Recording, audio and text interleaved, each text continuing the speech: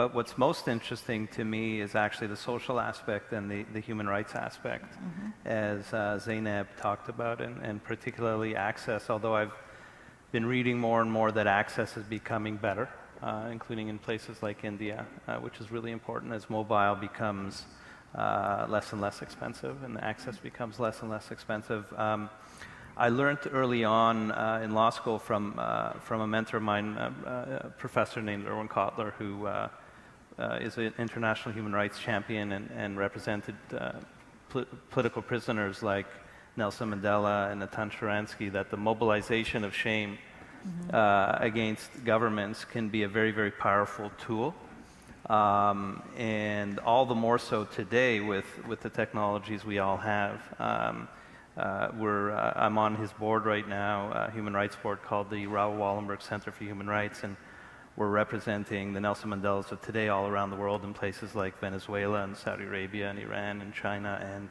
And we just did a Twitter storm on Friday showing support for a client of ours, Raif Badawi in Saudi Arabia. So it can be a really, really powerful tool.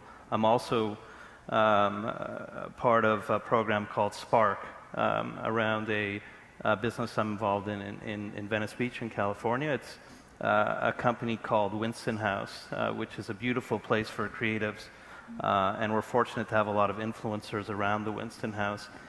So the idea is to spark the youth, spark concepts that are important that we feel that the youth should be galvanized on, and have influencers with at least 1 million followers on Instagram posting and live streaming and hashtagging the very same thing at the very same time. So, for example, the night before the March for Our Lives, after that terrible atrocity happened in Florida, we were sort of the digital campaign galvanizing the youth to show up the next day, and I think at least 2 million young people ended up marching in Washington and sister cities all around the world. So I think technology can really be used for good.